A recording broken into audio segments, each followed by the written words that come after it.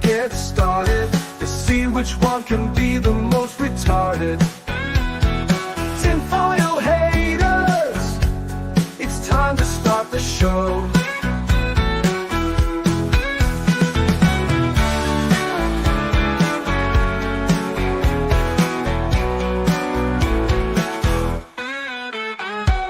Tinfoil haters, it's time to start the show.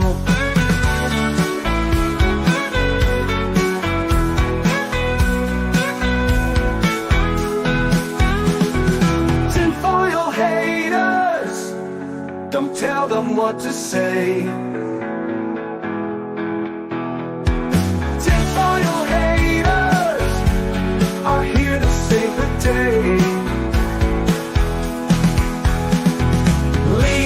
And Sammy are about to get started to see which one can be the most retarded. Tinfoil haters, it's time to start the show. Tinfoil haters, it's time to start the show.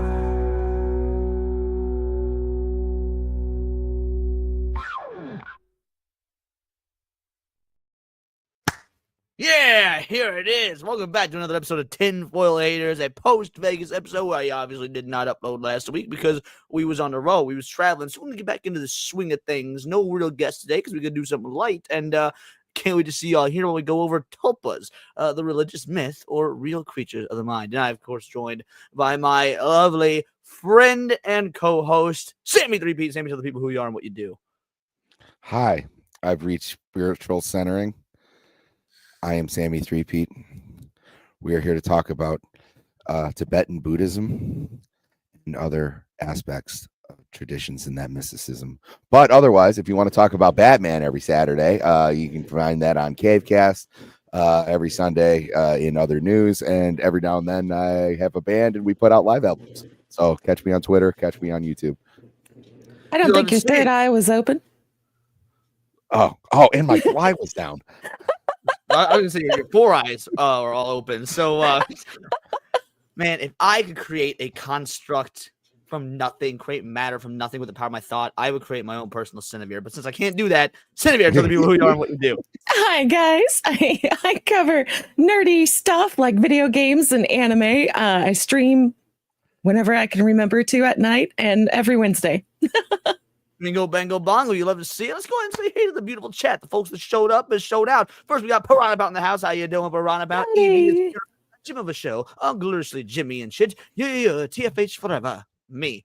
I don't know why I gave that accent. I don't know how you sound like, but it sounded fun. Wyner Blythe in the house. How you doing, Wyner? And Paul Bitersmith is here. Hail to the glorious panel. Leon, Sammy, and Cinny. Crovax is in the house. The lovely Sherry is here. Mrs. 3Pete, how you doing? Jake Martin, my man with the plan. Zeed, how you doing, Zeed? Of course, we got Cinny also typing in the chat with her one good hand. Dax, not the best dot mod in the whole damn land. How you doing, brother? We got Hypnotic here. How you doing, Hypnotic? Wow. We're going to be doing some hypnotic stuff of our own tonight. And, yeah, I think that's about everybody. Some folks are going to file in, but we're not entirely. Oh, we just got Loomis Anonymous. LMA, Yodi, y'all. Look at you, LMA. Showing up and showing out. And yeah, today we are about to talk about tulpas, a fictitious, maybe not fictitious, we'll see, piece of religious lore in the Tibetan Buddhism. May as well, how you doing? Thanks for showing up, brother. Cindy, let's start with you. Have you ever heard of tulpas before this? Do you know anything about tulpas? Okay, so I've seen them on a ARG called Greylock by, I think his name is Rob Gaffigan. I could be wrong on his name, but yeah, he made a ARG that was really, really interesting on tulpas and thought forms. Interesting. Okay. Sammy, what about you? I did not know anything about them until you talked to me about it this morning, but I'm familiar. I had been familiar with the concept of. You mean the construct? Precisely. No, but I didn't know that was like the term for it, or that it had any roots in like Tibetan Buddhism or anything like that. But I have found the concept of tulpas to be fascinating ever since season 1 of Supernatural, because I am an OG Supernatural fan. I was watching back in like 2005, and season 1, episode 17, they go up against a tulpa. There's some interesting stuff and lore behind it. But then I'm on episode 14. Wait, is this your first time watching it? Yeah, it was off of your suggestion. You're gonna see a fucking tulpa episode very soon. Then, it's a very good episode. Actually, it's one of my favorites of like all of season 1. It's probably like top 5. Of which series? Supernatural. Oh, really? Okay. Never seen it. Is a big deal because this isn't when this is back when shows were 22 episodes per season, not fucking 8. So, hey, Bio T Wolf, how you doing? Appreciate you showing up, brother. Senator Stalker coming in hot. So yes, tulpas. Basically, we're gonna go ahead and give the rundown. What I think they're real, some real encounters, potential real encounters with tulpas, as well as how tulpas may or may not exist in the modern day with certain with the way the human mind works. And then I guess we're just going to break down whether we believe in them, don't believe in them, based on all the evidence we have gathered and compiled here today. I want to start off with a quick video. Now, this has nothing to do with tulpas, but I do want to show just the insane reality of these Tibetan monks. Now, this video says 130-year-old monk. He is not 130. However, beyond that being wrong, because I fact checked this video all over, this is a real dude. He is, or was. I don't know if he's passed out. Years ago.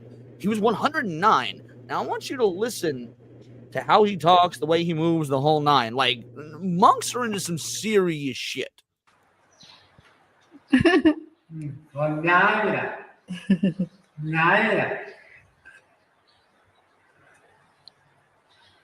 มาฝั่งนี้สิลูกมือหลวงพ่อใหญ่จะได้ถูก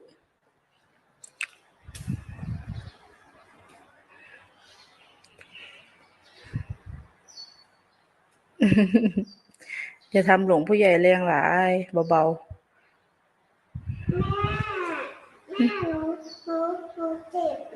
เจ็บอะไร It doesn't look real. Yeah, I was gonna say he looks fictitiously old. This is 100% real. Yeah, so there's the video. That man was 100% old, and you saw how brittle and old and bony and shit he was. The reason he's in that hospital bed is because he had fallen and broken his hip. He's 109 years old, and because of his sheer monk willpower training, he's just chilling in that hospital bed, having a conversation with his granddaughter and great-granddaughter. Oh yeah, I mean they train themselves in like mind, body, and spirit. Like they're, it's incredible some of the feats that they're able to do. It's AI is getting wild, Paul Byer-Smith, but that wasn't AI. That was a real video. I fact checked it. It's from 2001 or 2. Like it's insane. So yeah, the problem with the videos that was circulating saying that he was 130, that part's not true, but he's 109. So when we talk about the things that these monks may or may not be able to do, I'm inclined to believe there's at least going to be some truth to some of it, because by God, these motherfuckers are wild.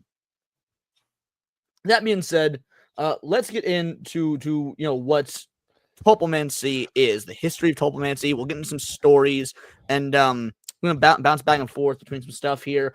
So the history of tulpomancy. Now, this is written in 2018. The origins of tulpomancy can be traced all the way back to Tibetan Buddhism. The concept of tulpas stems from Tibetan Buddhism, where the word tulpa originates and is actually a verb, a practice which monks would primarily create tulpas to overcome attachments, such as phobias and desires. The monks would create entities, possibly formless, or in the shape of a common animal, which would express something from the monk's mind. For example, if a monk had a fear of spiders, the tulpa created might have approached a spider fearlessly, showing there is nothing to fear, or otherwise demonstrate how pointless such fear was. Alternatively, the tulpa might have spoken or expressed more abstract ideas. In either case, the monks would meditate on the experience, and the tulpa would disappear once their purpose has been served. Now, this sounds like mythological mumbo-jumbo, because they are talking about having such intense powers of thought and control.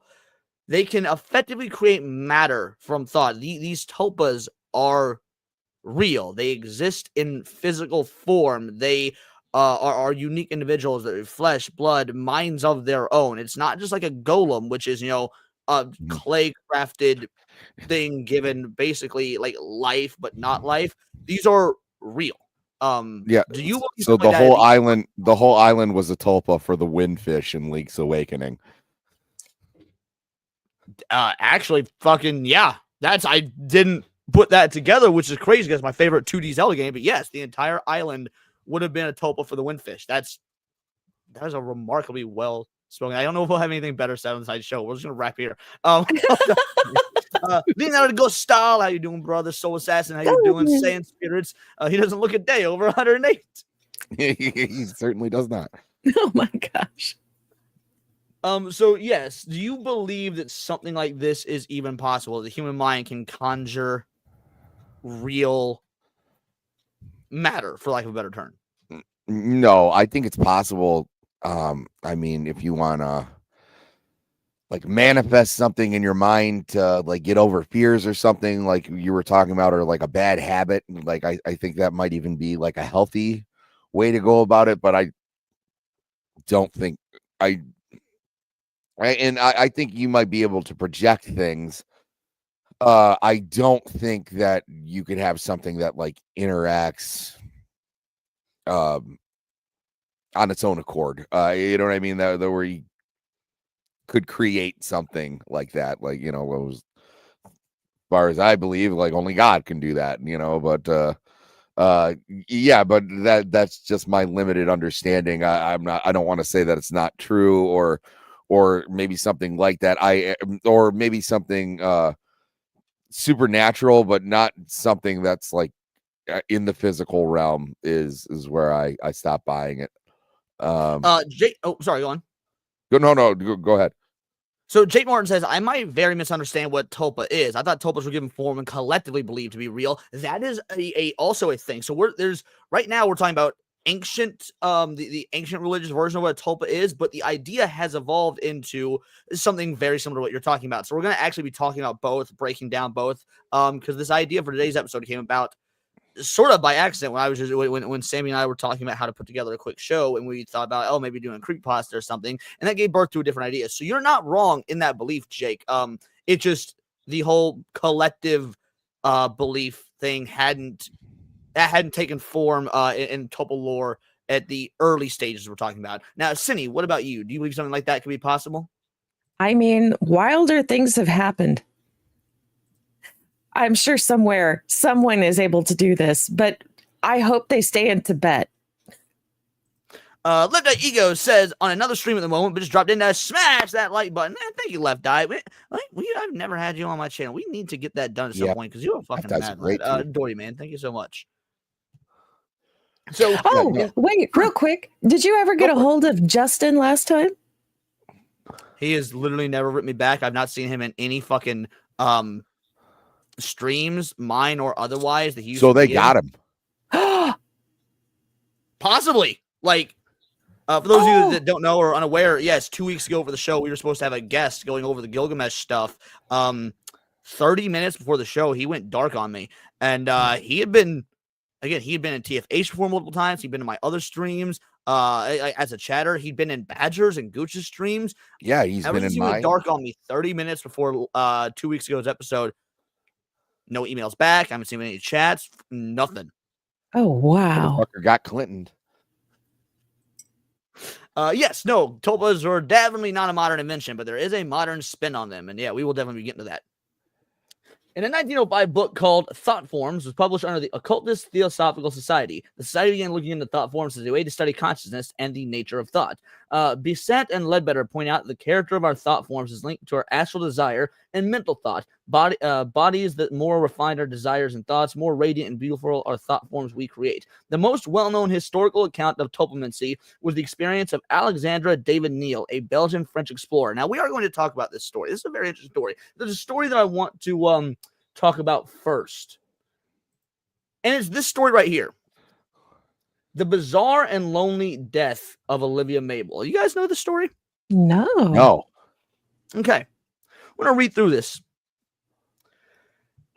The bizarre and lonely death of Olivia Mabel was grieving Texas mother killed by a thought form. And this is a picture of the altar that was in her home. The bizarre and lonely death of Olivia Mabel is the only unsolved demise in the history of a quiet North Texas town of Salina. Though the tale screams horror movie and is indeed the subject of a campaign to fund a short film called Thought Form, it's all very tragically true with real-world ramifications lingering to this day. In the addition to the mystery surrounding her death, there is shocking evidence that Olivia Mabel may have actually constructed a thought form entity out of her grief over her son's passing. This entity may have contributed to her death. So here's the background.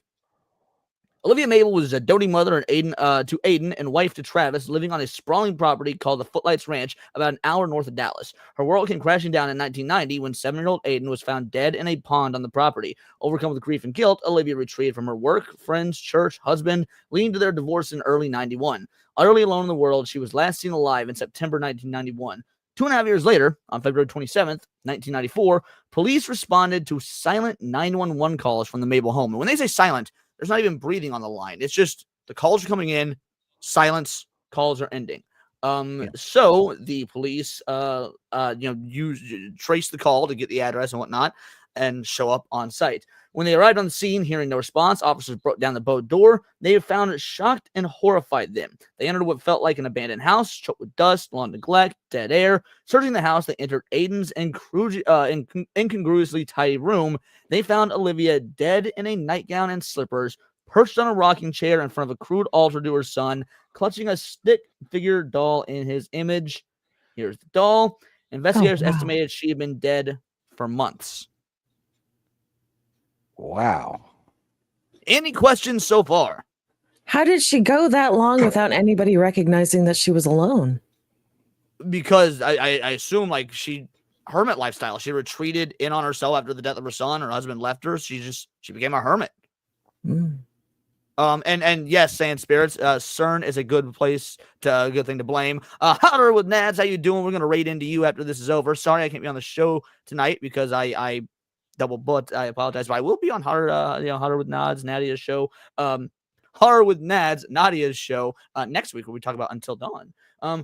Upon the altar, a trunk covered with a child's bedsheet was a photo of Aiden, hand-drawn images of Aiden, a profusion of messages handwritten by Aiden to Olivia, personal possessions of his, including a baseball glove, teddy bear, a pair of shoes, an urn containing ashes, candles, flowers. Affixed to the front of the altar was a ceremonial writing in a language lead investigator Terry Goldshire didn't recognize, which turned out to be Sanskrit. The writing translated to English as construct or to build. So here's Sanskrit writing.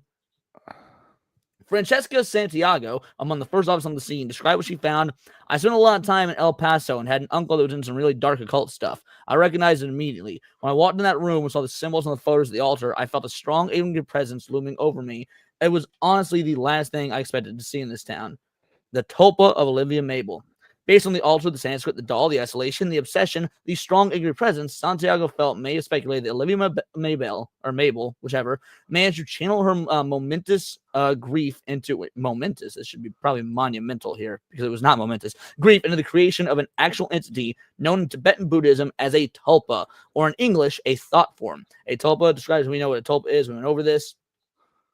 One pictures a diaphanous haze of thought shape and compressed down to tangible form, given autonomous life by intense concentration, willpower, even desperation of the creator. Incredibly, a note dated February 27th, 1994, the date of the 911 calls and the arrival of the police on the scene, was found near the body, though Olivia had clearly been dead for weeks or months. And this is the note, and it reads, "My Aiden, I'm sorry. I'm so sorry. I should have never let it get like this. I'm leaving. I will not let you keep me, you vile, evil creature. Mommy's coming for you, Aiden. My sweet Aiden. Mommy loves you."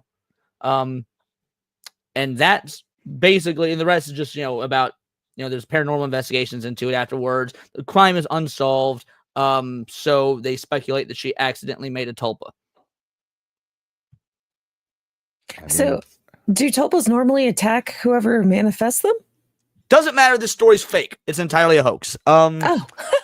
So what this actually was is this was a viral marketing campaign for an indie horror film about tulpas. The film actually didn't mention earlier in this, but how like so many good marketing things do. Blair Witch did this back in the day. If you recall, people thought it was real and whatnot. People thought this was a real story. It circulated as if it was real, the whole nine. Like I was going to say the seems awfully contrived. But Yeah, no, this was not real at all. But the reason I brought that up, and the reason I wanted to share that story, no, this was not Hollywood. These were indie filmmakers. But the reason I wanted to share that story is because this story, the most well-known one, actually supposedly is real, and it differs quite differently. So, Sinavir, before we continue, to answer your question about whether tulpas often attack or whatnot, yes and no. If we're to operate under the assumption that tulpas are real, usually not, because they are created, what you want to create, and so why would you create something hostile? That being said, once you do create a tulpa, if it's a particularly strong enough one, they do have their own wants, fears, desires, the whole nine. They take on a life of their own. So it's not unheard of for that to have happened. Huh. Especially if you try and de-summon them. A lot of times motherfuckers don't want to die. So thoughts so far. Yeah, well, one, I was gonna question the the accuracy of this story, because I was like, this seems pretty on the nose. Usually, for ones like that, they're usually lead a lot more to speculation. This seems awfully specific to be real. But no, I like the concept, and it's kind of like I don't want to attribute it to a Frankenstein's monster, but it was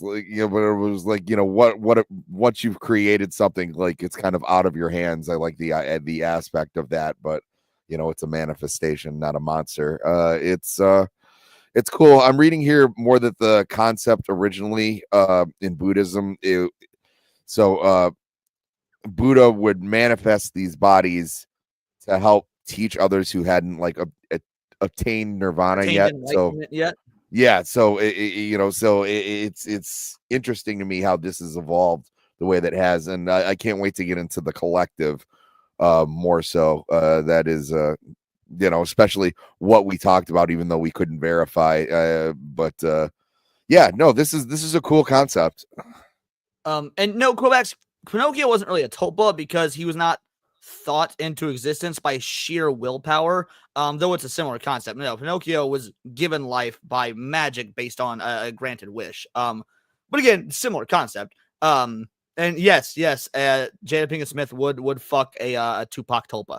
Man, a Tupac tulpa sounds like something you fucking order at Taco Bell. Yeah.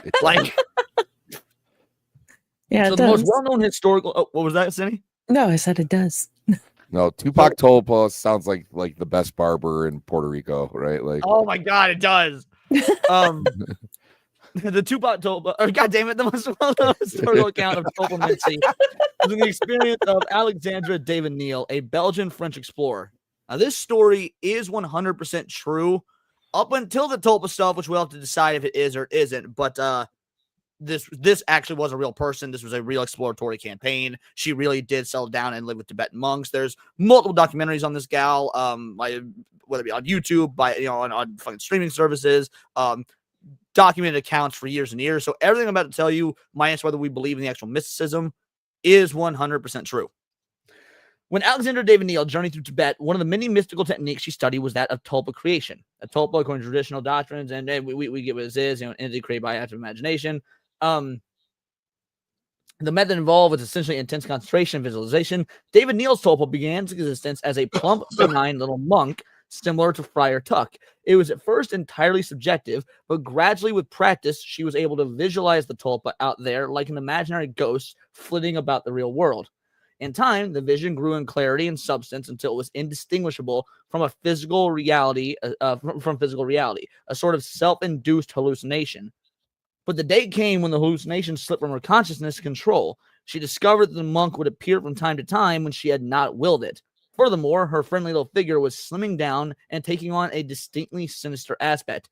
Eventually, her companions, who were unaware of the mental discipline she was practicing, began to ask her about the stranger that turned up at their camp, a clear indication the creature was no more, which was no more than solidified imagination, had definite objective reality. So her exploring party is now seeing this thing. Oh, wild. So That wait, one- would Oh, go tulpas on. actually be more considered like ghosts? Well, no, because ghosts are the spirit of an existing human person, whatever. This is tangible matter willed into existence by the power of human thought. I guess a skeptic or a psychologist would probably determine this as like a self-induced schizophrenic fit. And we will actually be talking about the psychology of tulpamency and stuff like that a little bit later on. So yes, you're correct about how a lot of psychiatrists view this stuff, and potentially rightfully so. It is very strange, though, that other members of our exploratory party, again, Yeah, that's where it gets a little. that's pretty fucking weird. No, that's awesome though. Yeah, so it's a thought form. Yes, exactly. It's Yes. a thought form, Radio Chimp. And it's very similar to a Judaic golem, Hook. Yes, the only difference is that golems do not have wills of their own. Tulpas, if you make a strong enough one, does develop a will of its own. And I believe you have to build the golem. What? I believe you have to build the golem as well. Yes. You craft the golem from earth, effectively. If she's hot, they're agreeing things sleep with her. Been there before. She was not particularly attractive, at least not in the photos I saw of her in her 50s. I don't know what she looked like when she was younger, but so let's see. Eventually, her companions. Oh, yeah. At this point, David Neal decided things had gone too far and applied different Lamaists because she. By the way, up to this point, she had been studying with the Dalai Lama himself, who claims to be able to create tulpas and was teaching her, and it is confirmed that she did study with the Dalai Lama. Or now, for how long or whatnot, I don't know. I'm sure the information's out there, but she did do studies with the Dalai Lama. So again, she's the real deal in terms of being an explorer, a person of interest in gaining knowledge. So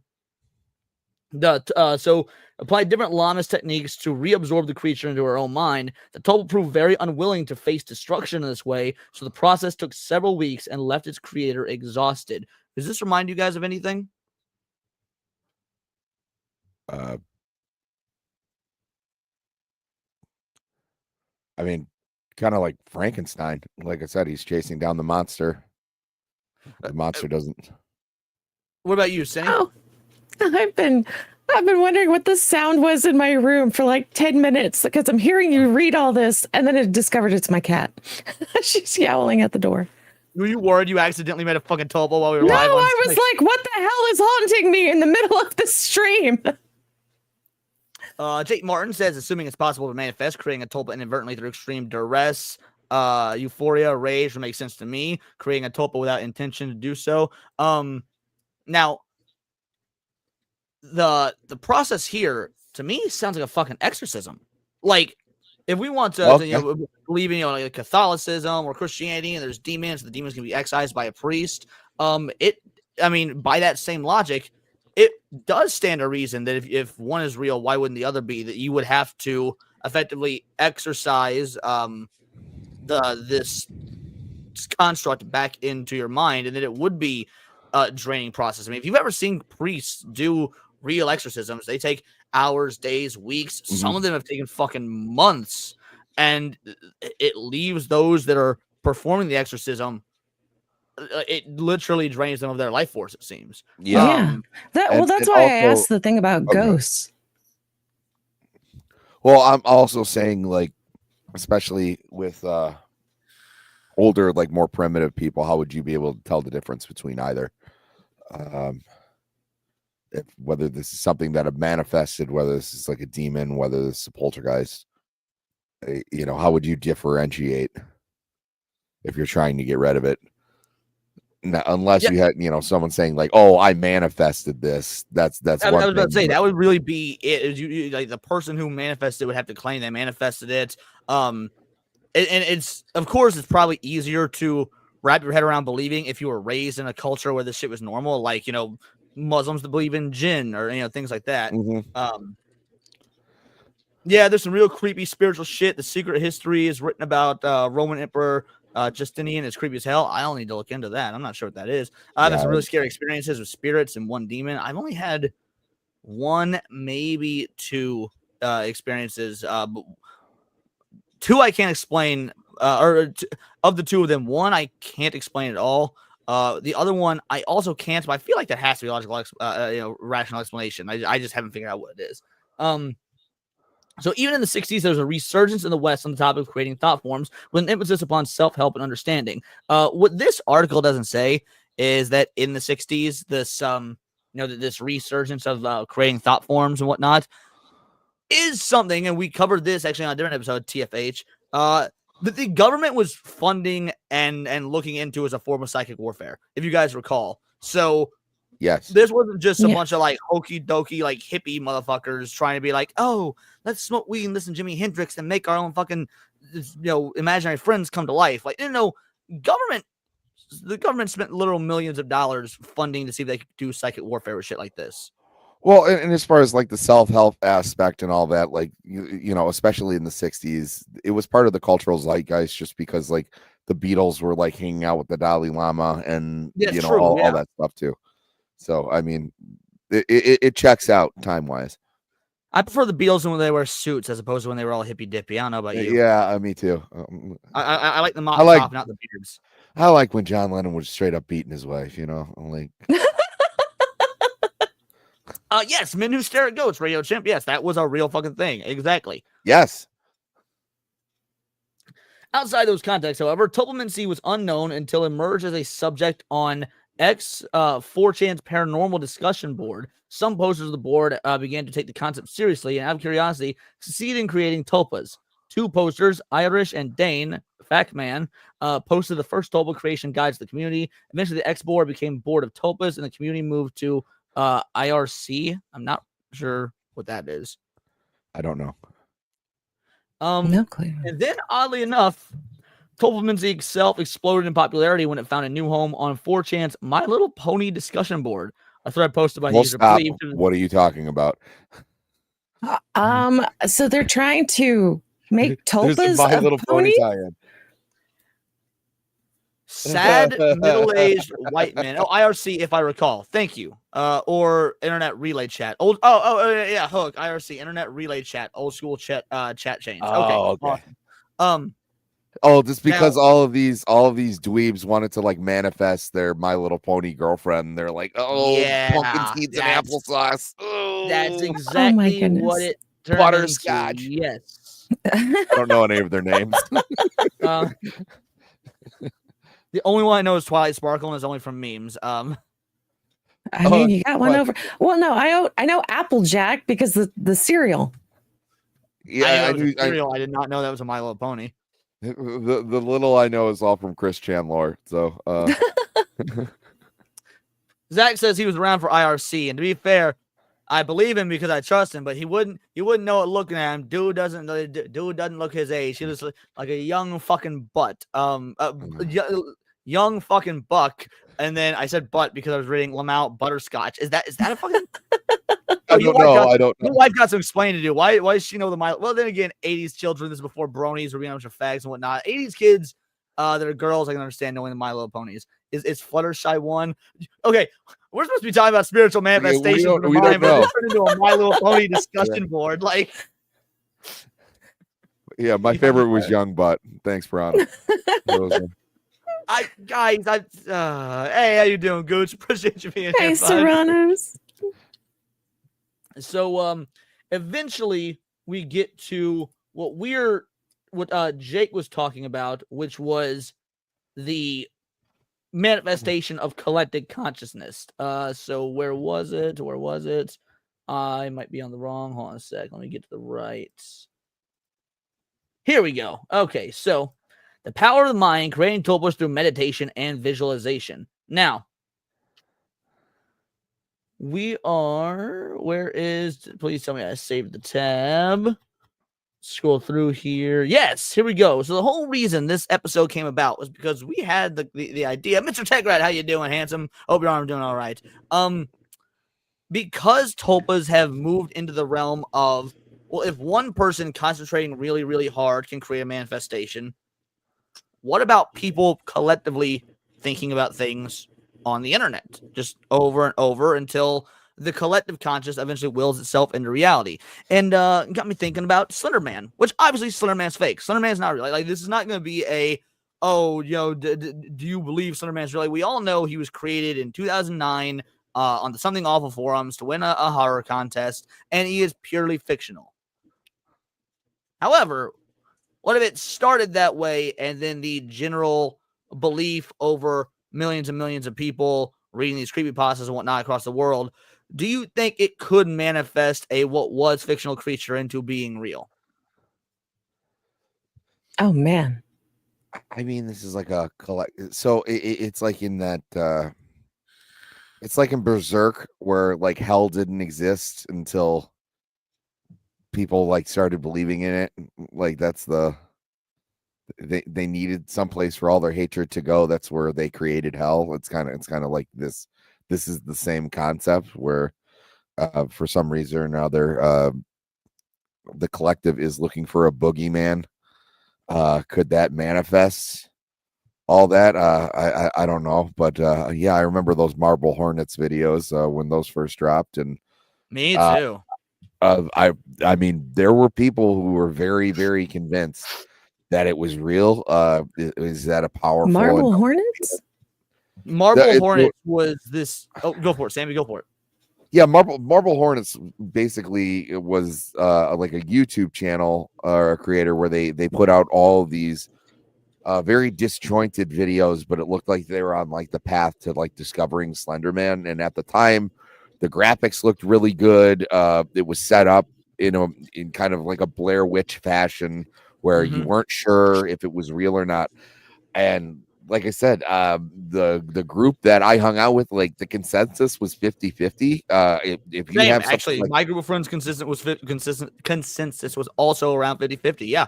I remember there was a night hanging out with them where there was, like half the people in the room like, oh, this is bullshit. And then, I'm walking to my car by myself, and then like I kind of like take a look around, like, like they were done well enough at the time where, as someone who didn't believe in Slenderman and still doesn't believe in Slenderman, even still, I kind of, it was enough. Is that enough to get the ball rolling for someone, because there were people who were like afraid to go to sleep? Is that enough to make that, when you have that on a massive scale, like YouTube viewership, is that enough to get that something like this to manifest? I don't know, but it's cool. Especially if these people do truly believe it. And Yes. then Serrano, Cindy, you want to take this comment? Yeah, it says, I don't know if you've watched it before, but tulpas are a pretty big part of the series Greylock. Yeah, I got to mention that at the beginning. That's how I knew about tulpas and thought forms. And then where do we go? There's another. Also, oh, thank you, Nadia, saying that we're rocking it tonight. I do have a pin to throw in this though. Go for it. Well, does Santa exist? Bingo, bango, bongo. Well, That's what I was going to say. Was that actually? I was going to mention My Little Ponies had a better chance of manifesting here than I think Slenderman. Yeah, that's because these guys really want to jerk off to it. Yeah. Oh, Paul Byersman says playing Slenderman in the dark with headphones is still anxiety-inducing even for me. Try doing it on acid, which I loved playing Slenderman on acid, dude. That game is so fun. Oh, man. Forgive me. Consciousness exists as the fundamental field of reality, and we as conscious beings interact with that field using our brain like a radio pickup, like a radio picking up a broadcast. I mean, I don't always say forgive you going full woo-woo. That's what this shit's all about. Go full woo-woo. Yeah, Jake, go full woo-woo. So, yes, no, correct. Like, you would think that with millions and millions of children the world over believing in Santa Claus, that Santa Claus would be real. Yeah, he would manifest. So, yeah, needless to say, I don't necessarily know that I believe entirely in this. In fact, I don't think I do at all. But one of that possessed doll the Warrens had was a tulpa. No, if anything, that doll was probably a spirit possessing an object. If I had to guess, I do believe in haunted dolls. Yeah, yes, I 100% believe in haunted dolls. Santa is apparently real, according to the chat. So okay, fair enough. Horror on acid sounds like an average Sunday night. Yeah, it was something I used to do all the time. All right, my bad, guys. Too. Santa's real. My bad. However, we do have a few Slenderman sightings. So we're gonna go over these and see if we believe these sightings and if you think they could be the work of a tulpa. Haunted dolls, yes. Santa, no. Okay, so it's funny you say it like that, Nadia, because my dad had, I shit you not, we still talk about it this day, a haunted Santa doll. Me and my brother saw the motherfucker move. We Full saw circle. it. Like, so haunted Santa doll, 100% real. I love watching horror music, listening to metal on 10 heads. Now that's insane. Yeah, 10 hits is. And it's not, I don't do more than like 4. 6 of them feeling fucking feisty. And even then, that's a lot. Four is a comfy evening. 10 is like what, the hero dose? And Lorraine Warren does. And Lorraine Warren also were not the people portrayed in the movies. Let me tell you. Yeah, no, they're kind of scummy. Yeah, especially Ed. He liked them young. Yeah, he liked them young. I have a haunted doll. I still have it. I want to burn it. Maybe don't do that. I don't really know what the protocol would be for a haunted doll. I was about to leave you right from my stream. You said you're dead. You have my attention. Never had problems with my new kids. Maybe because I used to welcome them home with my little pal. Wait, what? That's a creepy shit. Chris Hansen into the chat. Ed had a 16-year mistress that lived with them that he knocked up and then made get an abortion. St. Nicholas was a real guy. Yes. St. Nicholas was a real guy. Yeah. Ed Warren, yeah. Sorry to ruin the illusion for you, bud. These sightings of Slenderman are reported in UK town. Now, we've actually covered the guy reporting on this before on a different episode of TFH. I believe it was the Mothman episode, though it could have been another one of the ghost ones we did. I don't recall. Now, obviously, this is not a fucking picture of what they're seeing, by the way. This is just them doing, like, an artist rendering. Gotcha. Although, if we ever, like, get together, like, on a camping trip, we need to get, like, you a pair of stilts and just, like, have you fuck around with people in the woods, right? I very much would do that. I know you would. Mrs. Threepeat, I will just ask me. I'll show you a picture of my dad. No. And he's like, I can't let this happen. I can't compete. I can't compete with Leon's dad. He's primarily Mrs. Threepeat. No, he's a gilf.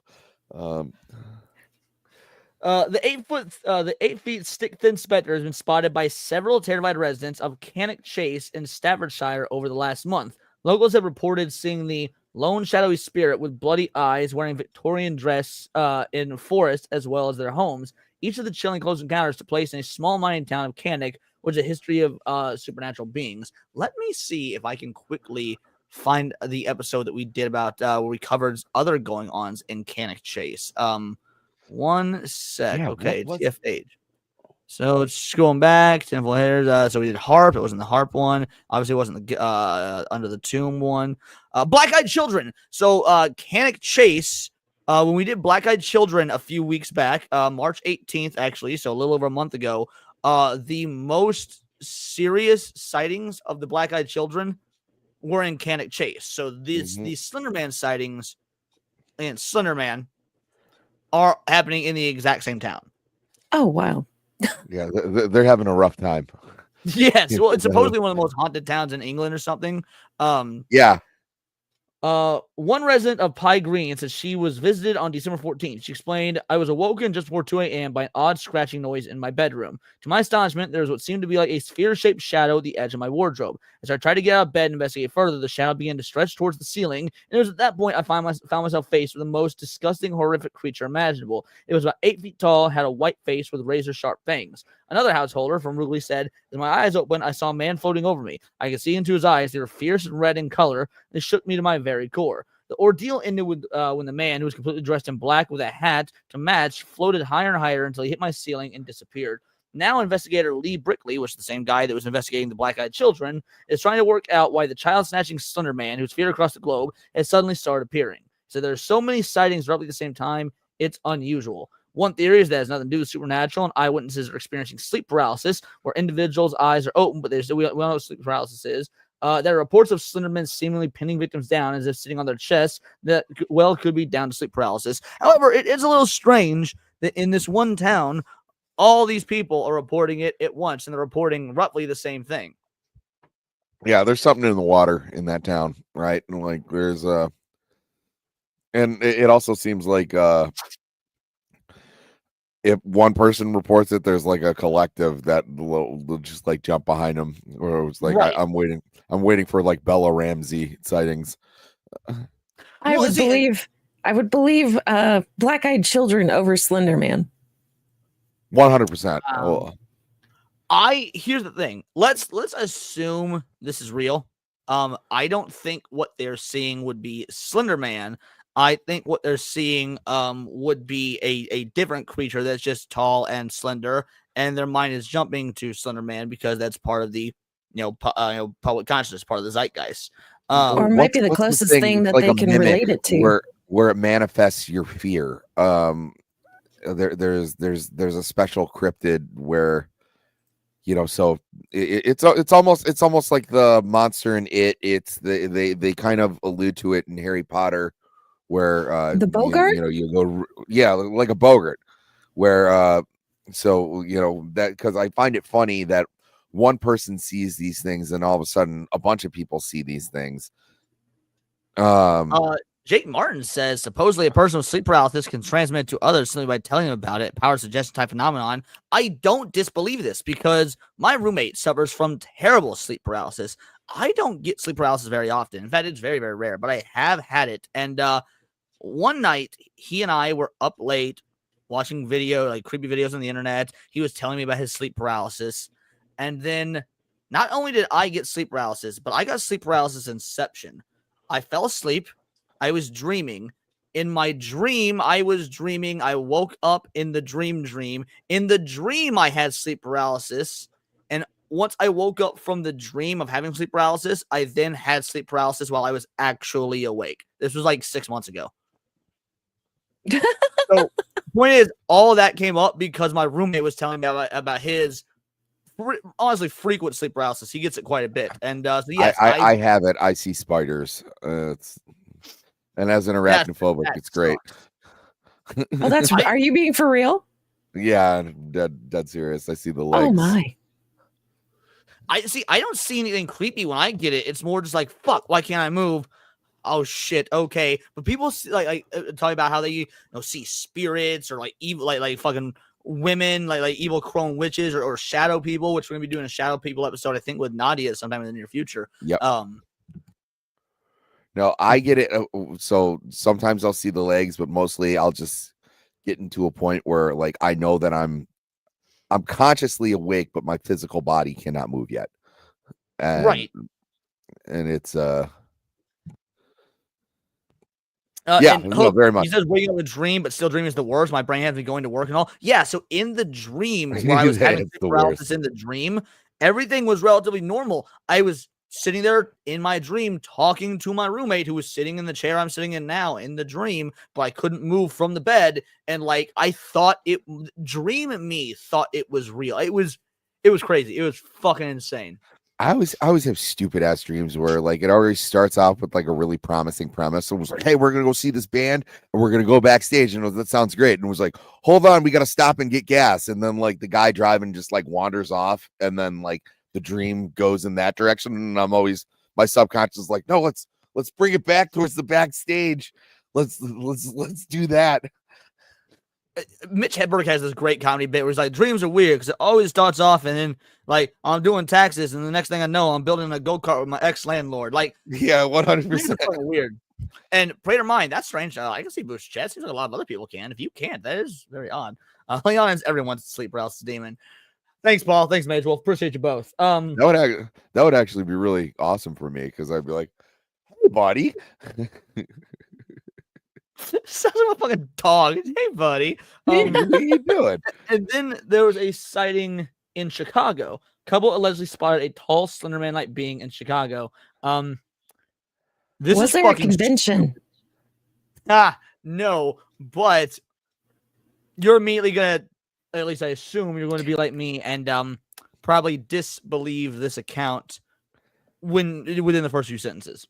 Okay. A man and woman in Chicago, Illinois, reported seeing a large, slender creature in the Schiller Park woods in late December of 2019, which I believe is the same woods where the Chicago sightings of the Mothman was, right? Mothman, yeah. They claimed this being was seen during an attempted spiritual ritual, and though they had smoked pot earlier, they were completely clear-headed during the incident in question. Yeah. Yeah, okay. So we got people seeing Slender Man in the same place that they saw Mothman after smoking pot, and in the same place in the UK where they saw the black-eyed kids. Guys, Yeah. Yep, they were almost complete with the ritual when they said they heard a very high-pitched sound that came out of nowhere. And they looked up, they saw this being attempting to hide behind a row of trees about 15 yards from them. The being she described was between 7 and 8 foot tall and appeared extremely thin, looked like he was wearing a gray jumpsuit. She said the being's arms were very long, hanging just below his knees, and looked like they had claws. I asked her to please describe this, and she said they were long, they looked like they were tipped with claws, or what looked like claws. Madam, it's right. just a Tibetan monk. And yeah, so needless to say, do we believe any of these Slender Man encounters? Nah, no, I truly don't. If it is, it's something that it is just like kind of manifested in that form. I don't believe in this like giant pedo monster character that like shows up in a suit and like hides behind trees. Like, no, it's weird. Can't see You and me both love it. You and me both. Oh, is she on? Yeah, Love It's my guest on TFH. Oh, or not wonderful. TFH. Neon Leon. Oh, that's going to be fun. I might have to stay up late for that one then. Well, sometimes you stay up late and come on the show if we hit goals. So no, that's what I'm saying. It was like I'll. Oh, gotcha. Okay. Do you have all messages toggled on? Oh yeah. You might need to check all messages instead of like whatever the default is on YouTube. So I guess the final thing that we will go over in terms of tulpas is this right here. Criticisms and the concept of tulpas. While the concept of tulpas is central to Tibetan Buddhist teachings, it is not widely recognized or understood outside of this tradition. Many mainstream scientific psychological perspectives have questioned the validity of the concept of tulpas, citing the lack of empirical evidence and the potential for harmful effects. One of the primary criticisms of the concept of tulpas is the lack of empirical evidence to support their existence. While Tibetan Buddhism relies heavily on anecdotal accounts or personal experience to support the existence of tulpas, there is little scientific evidence to support the validity of the concept. Some scientists and psychologists argue the concept of tulpas is not supported by any objective or verifiable evidence, and is therefore not a scientifically valid concept. Another criticism of the concept of the tulpas is the potential for harmful effects. Some scientists and psychologists have raised concerns about the potential for individuals to develop unhealthy or obsessive relations with their tulpas, or to become excessively reliant on their tulpas for support and guidance. And at this point, we just think of tulpa basically like an imaginary friend. There have also been concerns about the potential for individuals to develop delusions or mental health problems as a result of their involvement with tulpas.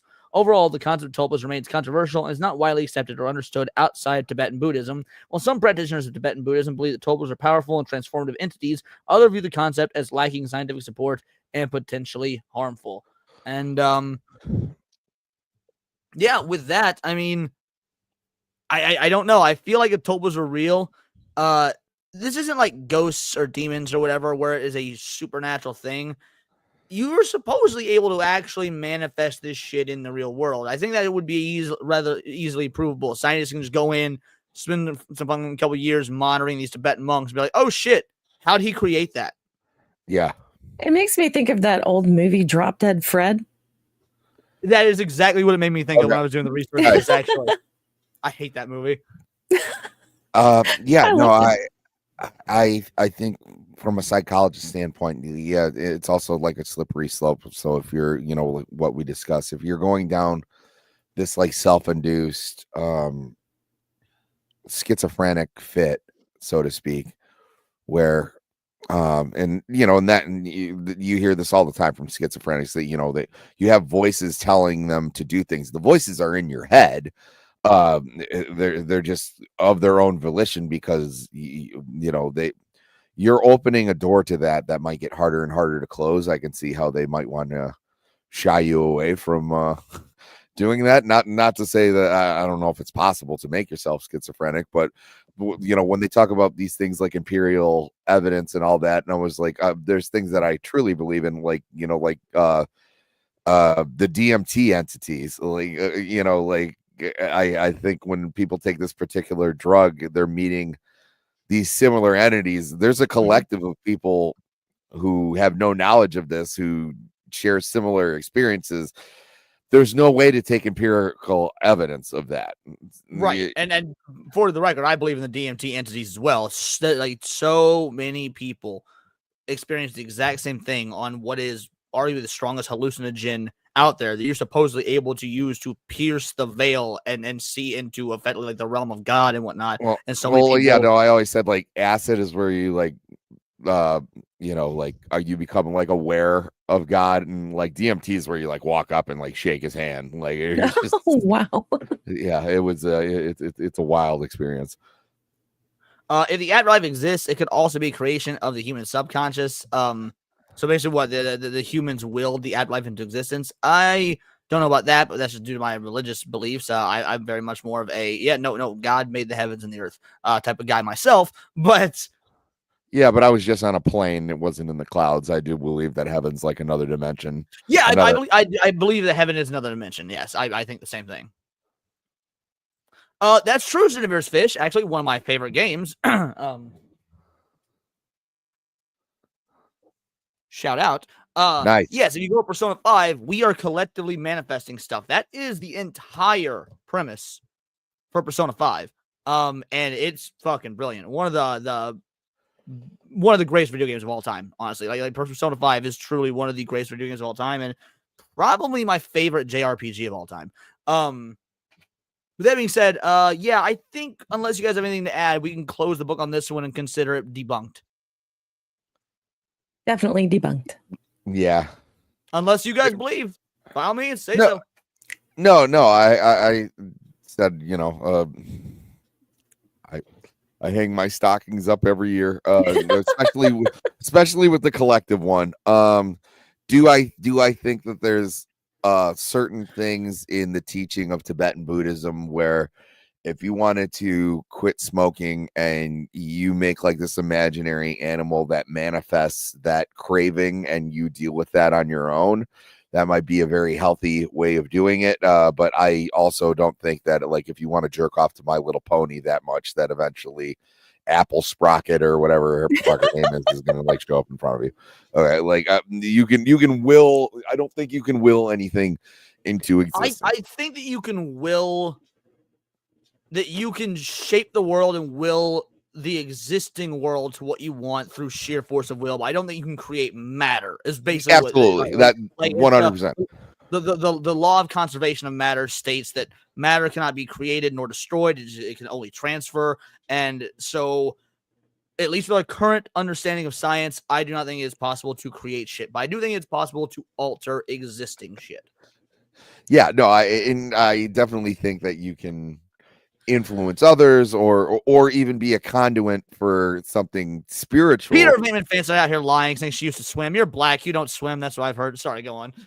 No, I'm just saying it was like I totally believe that people can manifest things spiritually, like like if you have like a negative attitude, you might attract like a poltergeist into your home or something demonic.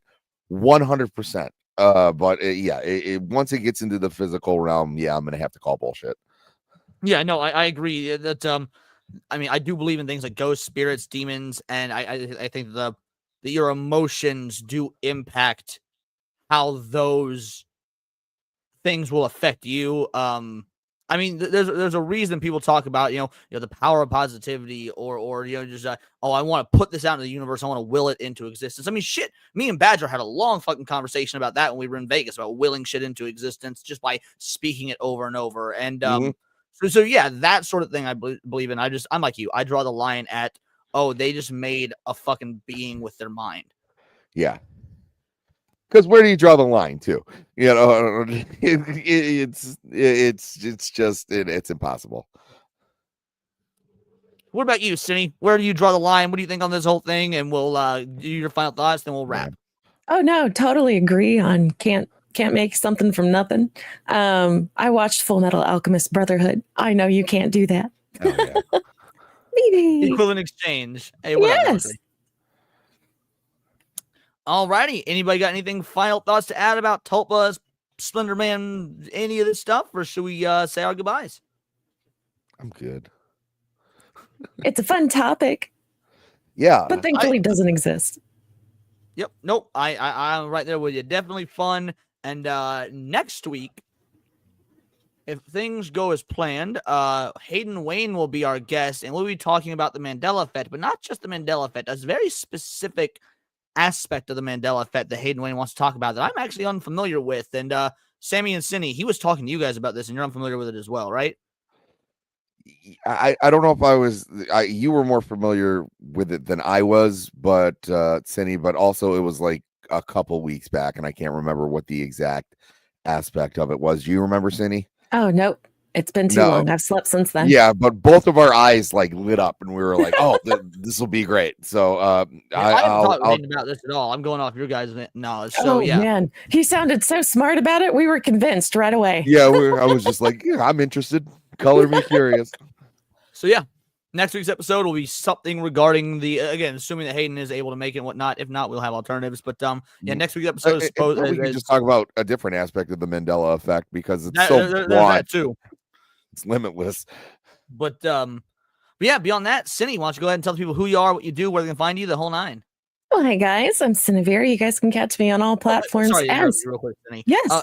Before we do our outros and whatnot, we are rating directly into Nadia. Give Nadia your love, your support, the whole nine. So when this stream ends, the credits will immediately roll you into her stream where she is reviewing Sinners. We reviewed a little bit on my channel yesterday, but she's going to be going more in depth with it. So make sure to stay, roll into Nadia's stream. Let's give her a big Vital Idol raid. Continue, Cinevere. So you guys can catch me on all platforms as Cinevere. Jake Martin was lovely, and he shared the link for you guys. I stream on Wednesdays. If randomly randomly at night, you guys can also find me on Countercast, as well as Circle of Jerks every Saturday. So, yay. Nosferatu, I also prefer the OG FMA over Brotherhood. I love both, but I know it's an unpopular opinion, but I like the OG FMA more than I like Brotherhood. Sammy 3P, tell the people who you are, what you do, the whole nine. Yeah, I'm on. I don't know if I'm on board with that statement, or just because how much it varied from the manga. Right. But it's fun by itself. Yeah, they're both great. They both have a special place in my heart. But yeah, I'm Sammy 3Pete. You can find me on Twitter. You can find me on YouTube. Sometimes on Mondays. You can find me on Countercast every Tuesday. You can find me here, Tinfoil Haters. And then every Thursday, I am on Roman of the Empire show. And then Saturday, I have a show called Cavecast. That's where we take an academic approach into Batman and Batman lore. And every Sunday, I have a news channel or a news show called In Other News with Sammy 3Pete. And if you're around Detroit, I'm in a band called Staggerly. And if you are in the Detroit area, we will be playing the Corktown Music Festival. And we got a pretty good slot there. So we'll check that out. I'm sure we have videos and if we're lucky, some video recordings. So excellent. As for me, final thoughts here. Yes, of course, we're going to be rating into Nadia. I will also be on a late night stream for Late Night with Gooch tonight because we did not do it Sunday due to returning from Vegas. It was so amazing to meet Sammy in Vegas. We had a good goddamn time. But yeah, so we'll be doing a makeup of the Sunday night Late Night with Gooch tonight at 8:30 p.m. Central Time, 9:30 p.m. EST, whatever that is for you fake people in Avocado Land. So yeah, Gooch show tonight, and then I promised you guys a makeup stream because about a week and a half ago, I was of course unable to do the Sunday show due to the passing of our feathery friend and mascot. Here's the dealio. I do not have time to do the makeup stream again until Sunday. However, with the way Tinfoil Neon Leon works, if we hit tier 3, we would get a Sunday stream. So here's what's going to happen. There will be a Sunday stream no matter what because I need to make up the one I missed. That will be happening this coming Sunday. However, what we can also do is if we hit the goal again this coming Neon Leon, I will do a massively extended stream. I'll go for like 6 hours so we can do the makeup stream and the Sunday special all in one go if that's something you guys would be interested in. So just let me know. That's kind of the plan going forward right now. That's assuming we even hit tier 3 this coming Friday. But I want to let you guys know where we stood on the makeup stream because I did promise it to you. But I was, of course, unable to do it up to this point because of Vegas. So that being said, thanks to everybody who came in and enjoyed this conversation with us and talked all the spiritual and the woo-woo because it's nice to take a break from pop culture. Mr. Monkey, yes, thank you for reminding me. Fuck, I will immediately give me within 10 minutes of this show ending, there will be an updated Discord link. You have my word. And beyond that, everybody rate into Nadia with a good Vital Idol raid. And remember, it is all here in the Nerdosphere, and this has been Words of Paradise.